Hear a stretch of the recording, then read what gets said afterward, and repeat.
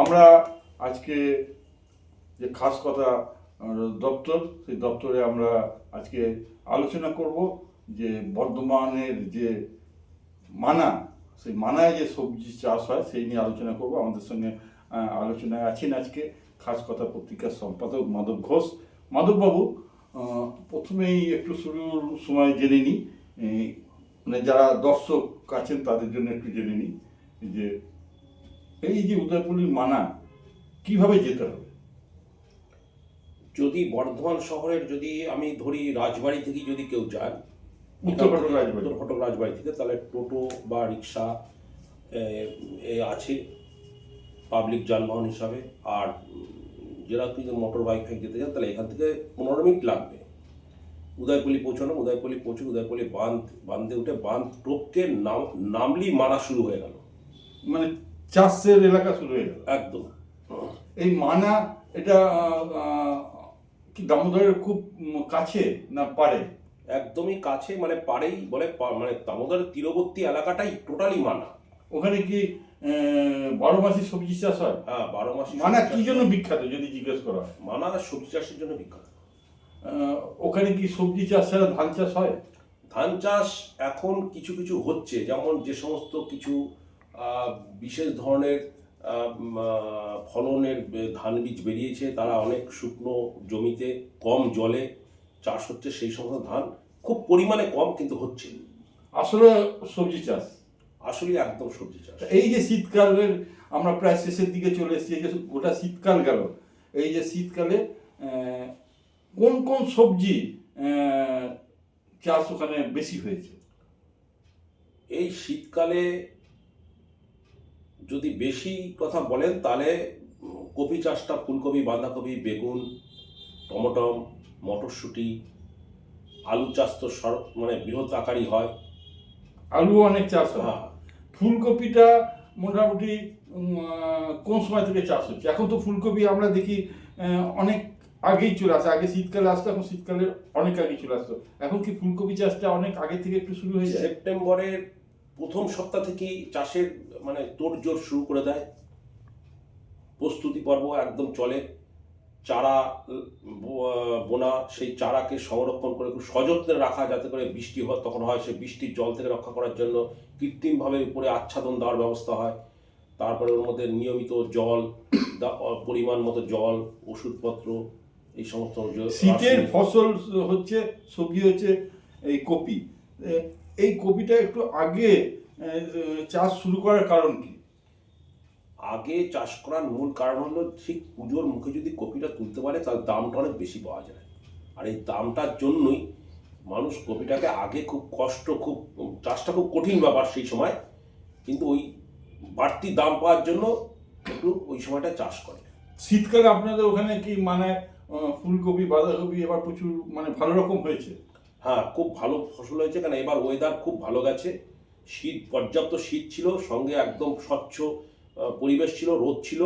এই রোদ এবং শীত, এই দুটো হচ্ছে এই সময় শীতকালীন চাষের একটা আদর্শ জিনিস, আর এইটা এবার ছিল। বেশি ঠান্ডা পড়ার জন্য কি কোনো সবজির ক্ষতি হয়েছে? না, ক্ষতি হয় না, লাভ হয়েছে।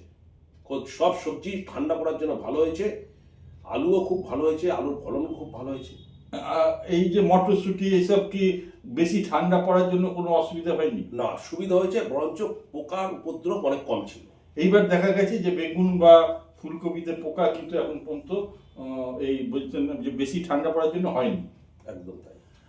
আপাতত আমরা দেখেছি যে শীত পড়ার পর প্রথম দিকে হচ্ছে শীতকালীন সবজি হিসেবে বেগুন আছে, মটরশুঁটি আছে, কিন্তু আমরা যদি ধরি নভেম্বর বা তারপরে ডিসেম্বরের প্রথম দিকে, তখন কিন্তু সেইভাবে মটরশুঁটি বা বেগুনের দাম কমেনি, কিন্তু পরবর্তীকালে এখন কিন্তু মটরশুঁটি বা বেগুনের দামটা মানে সাধারণ মানুষের ক্রয় ক্ষমতার মধ্যে এসছে, বেশ দামটা কমেছে। এর কারণটা কি? নভেম্বর মাসে যে বেগুনের দামটা বেশি ছিল, মটরশুঁটি, এই সবজিগুলো লাগানো পোনা হয়েছে প্রায় ভাদ্র মাসে। তখন গরম ছিল, প্রচণ্ড রোদও ছিল, তাপ ছিল। সেই সময় ওই ফসলগুলোকে রক্ষা করা খুব কঠিন কাজ ছিল। ন্যাচারালি ফলন খুব কম হতো, গাছ মরে যেত, বেগুন গাছ তো মানে বিঘের পর বিঘে সাপা হয়ে যেত। বেগুনের একটা রোগ ছিল, সাহেব রোগ বলে, পাতাগুলো সাদা হয়ে যায়। তখন বেগুন গাছে মরক ধরে যায়। এই সময়টায় তারপরে চাষিরা আবার পুনরায় আবার রোপণ করে, সেই রোপণটা পুরো শীতের মধ্যে চলে, তখন ফলনও বেশি হয়, যার জন্য সেই ফলনটার জন্য এখন বেগুনের দামটা এখন দামটা অনেকটাই কম। হয়তো 30, 40, 50 টাকা হলো। হ্যাঁ, ফলন অনেক বেশি, বাজারে যোগান বেশি। মটরশুঁটিও আপনাদের ওখানে মটরশুঁটি খুব কোয়ালিটি কি খুব ভালো হয়? খুব ভালো হয় মটরশুঁটি। আমাদের উদয়পল্লীর যে মানার যে সবজি, এটা আমাদের মানে দেশীয় সবজি হিসাবে প্রচলিত বাজারে, চালানি না, একটা চালানি একটা দেশি, এই কথায় সেটা জানে সবাই, মানে চলতি কথা, এটা দেশি, সবই দেশি, কিন্তু এটাকে দেশি সবজি হিসাবে, লোকাল সবজি হিসাবে বলে। এবার শীতের সবজি সিম বা টমেটো এই সম্বন্ধে যদি মানে চাষ কিরকম? হ্যাঁ, সিম চাষ খুব ভালো হয়েছে এবছর, তো সিমের যোগান অনেক বেশি, এবং সিম 2-3 রকমের সিম আছে, বেশ দামটাও কমেছিল, দামটাও কম আছে। টমেটম পর্যাপ্ত পরিমাণ হয়, এখন টমেটমের চাষটা আমাদের এখানে খুব ব্যাপক আকারে হয়, এবং একটা সময় টমেটম এত উৎপাদন হয় যে তখন মনে হয় যেন এটা বাজারে যেন বিক্রি হতে চায় না, মানে ফেলে দিতে হবে, এত টমেটম হয়, বাজারে ক্রয় ক্ষমতার বাইরে চলে যায়। এই টমেটমটা হ্যাঁ যদি সংরক্ষণ করে রাখা যেত তাহলে কিন্তু এটা চাষিদের পক্ষে অনেক সুবিধা হতো। এই আলুর ব্যাপারটা বলছি, এখন কি ধরনের আলু উঠছে?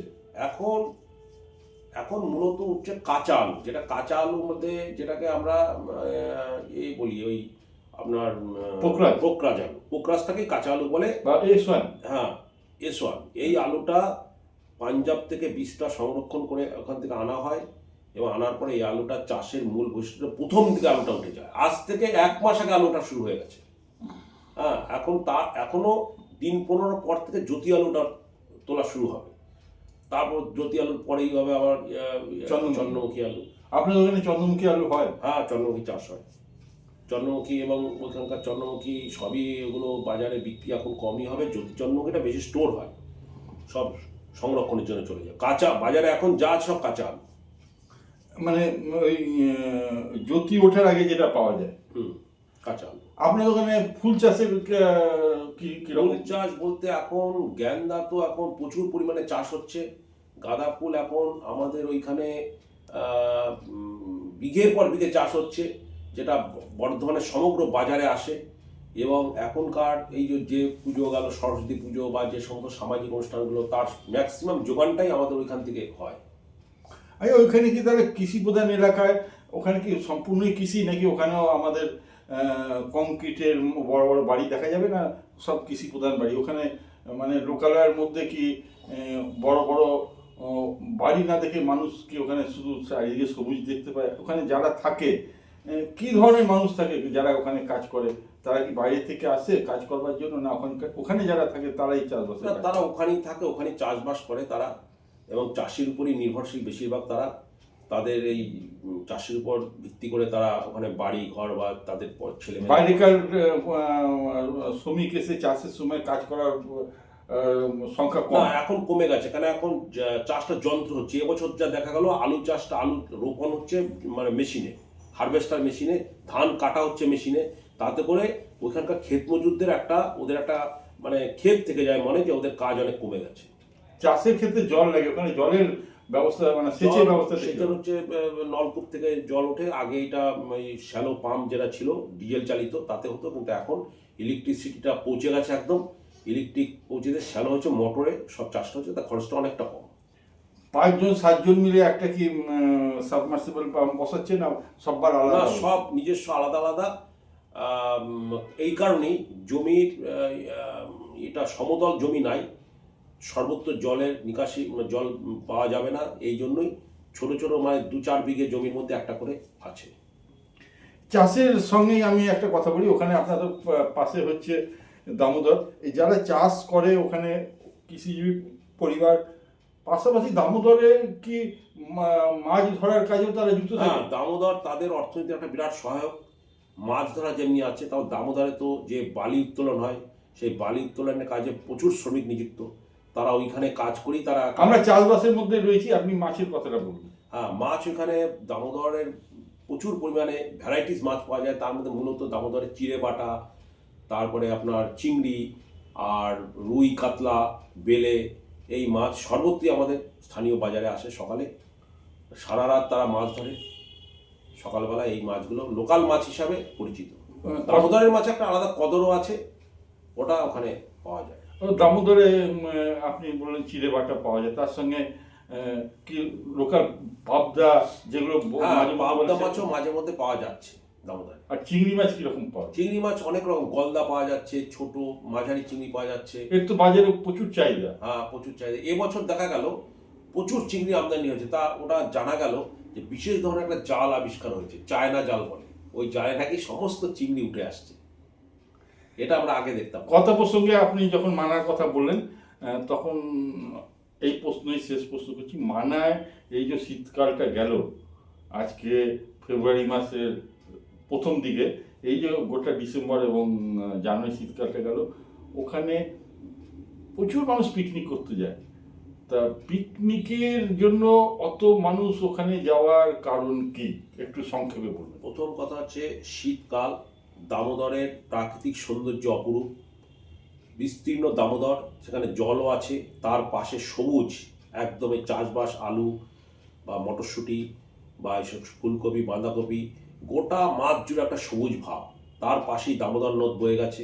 এটা একটা অপরূপ সৌন্দর্য, আর এই সৌন্দর্যটা উপভোগ করার জন্যই শীতকালে একদম সেই আমাদের এখানে ডিসেম্বর মাসের শুরু থেকে জানুয়ারি মাসের শেষ অবধি প্রতিনিয়ত প্রতিদিন বনভোজন হচ্ছে। পরিবার নিয়ে যে কিছু সময় একদিন কাটাচ্ছে, আনন্দ পাচ্ছে। আমরা মাধববাবুর কাছে আমাদের বর্ধমান শহর সংলগ্ন যে মানা, যে মানা সবজি চাষ আমাদের বর্ধমান শহরে আসে, এবং টাটকা সবজি বলতে গেলে মানার সবজি আমরা বুঝি, এবং আরও অন্যান্য জায়গা থেকেও টাটকা সবজি আসে, তার মধ্যে মানা আছে। আমাদের শহরের চারিদিকেই কৃষি প্রধান এলাকা অনেক আছে, সেখান থেকেও যেমন সবজি আসে, মানা থেকেও সবজি আসে। সেই মানা সম্বন্ধে আমরা মাধববাবুর কাছে শুনলাম।